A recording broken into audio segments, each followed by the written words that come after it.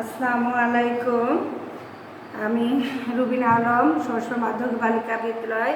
আমি অনলাইন ক্লাসে আজ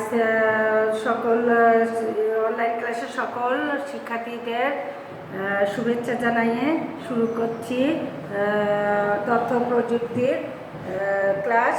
আজকে আমি ক্লাস নেব নবম শ্রেণীর দ্বিতীয় অধ্যায় সফটওয়্যার ইনস্টলেশন।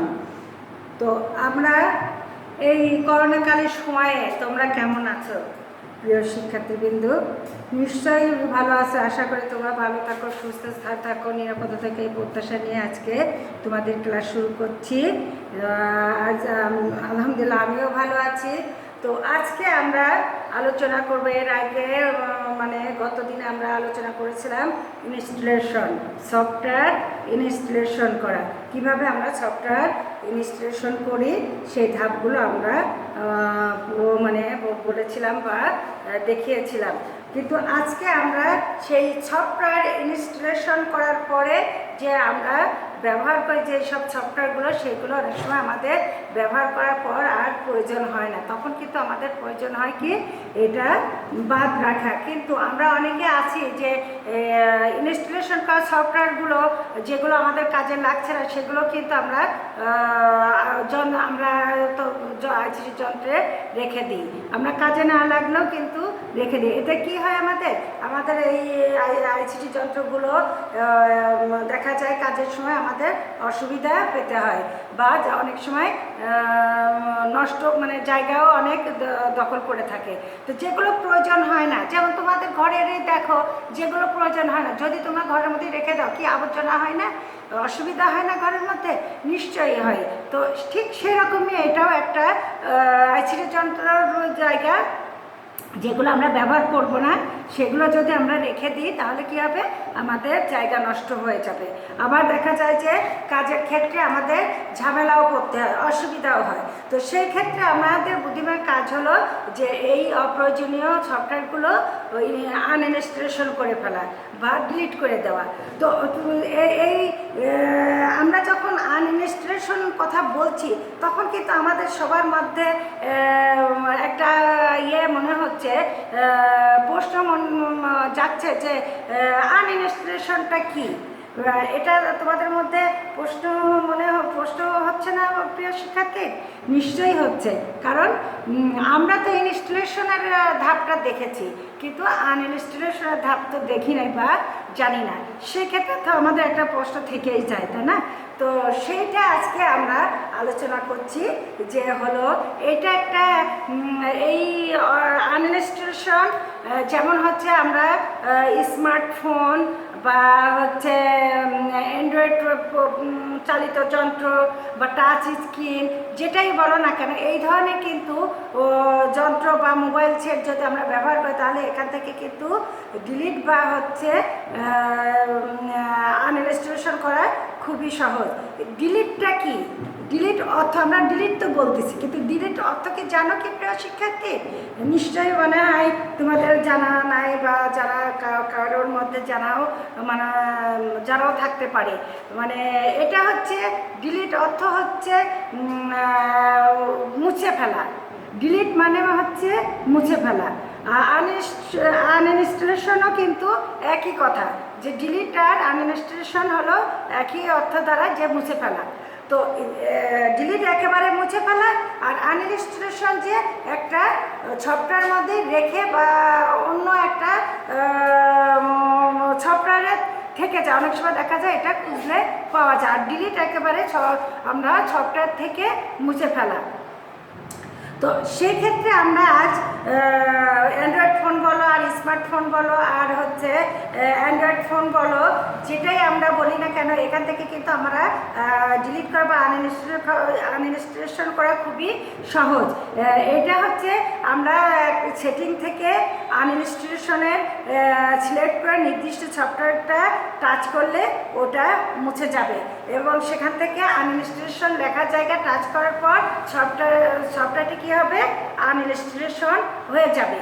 তো মাইক্রোসফট উইন্ডোজ বা আমরা তো যেই আইসিটি যন্ত্র ব্যবহার করি, যেমন কম্পিউটার, ল্যাপটপ, ট্যাব, এই ক্ষেত্রে এই যন্ত্রগুলোর ক্ষেত্রে কিন্তু আমাদের দেখা যাচ্ছে যে আমরা অপারেটিং সিস্টেম ব্যবহার করি। তো এই অপারেটিং সিস্টেম থেকে যদি আমরা কোনো সফটওয়্যার ডিলিট করতে চাই তাহলে দেখা যাচ্ছে যে আমরা কি করতে হবে, আমাদের কিছু ধাপ অনুসরণ করতে হবে, আনইনস্টলেশনের সফটওয়্যারটি অনুসরণ করতে হবে। যেমন আমরা কি করতে হবে, তাহলে এই ধাপগুলো অনুসরণ করতে হলে আমাদের কি করতে হবে, প্রথমে আমাদের স্টার্ট বাটন থেকে কোথায় যেতে হবে, আগে স্টার্ট বাটন ক্লিক করতে হবে, তারপরে কোথায় যেতে হবে, কন্ট্রোল প্যানেলে। এখানে কিন্তু প্রথম স্টার্ট, তারপর কন্ট্রোল প্যানেলে যেতে হবে, তারপর সেই কন্ট্রোল প্যানেলে যে ডাবল ক্লিক করে অ্যান্ড অফ, রিমুভ অথবা আনইনস্টল প্রোগ্রামে ঢুকতে হবে। তাহলে কত হলো না, কত দূর যেতে হলো। আর স্মার্টফোনে কিন্তু তা না, আমরা নির্দিষ্ট জায়গায় যেমন সেটিংয়ে গেলে আমরা অনেক সফটওয়্যার ওখানে পেয়ে যাই এবং ওখানে অনেক সফটওয়্যার থাকে। যেমন হচ্ছে স্টার্টে গেলে আমরা হলো কি পাবো, আনইনস্টল লেখা একটা সফটওয়্যার পাবো, ওখানে টাচ করে চলে গেল। আর কম্পিউটার বলো, ল্যাপটপ বলো, ট্যাব বলো, এইগুলোকে এই আইসিটি যন্ত্রগুলো যদি আমরা ব্যবহার করে থাকি তাহলে আমাদের কী করতে হবে, আমরা অপারেটিং সিস্টেমে যেতে হবে, তারপরে হলো কি করতে হবে, আমরা স্টার্টে যেতে হবে, স্টার্ট থেকে আমাদের কি করতে হবে, কন্ট্রোল প্যানেলে যেতে হবে, ওখানে ডাবল ক্লিক করে অ্যান্ড অর রিমুভ অথবা হচ্ছে আনইনস্টল প্রোগ্রামে ঢুকতে হবে। ঢুকে এরপর প্রোগ্রামটা কী করতে হবে, প্রোগ্রামটি কি আনইনস্টল করতে যদি আমরা চাই তাহলে খুঁজে ক্লিক করে আনইনস্টলে ক্লিক করলে ফাইলটি আনইনস্টল করতে শুরু হবে।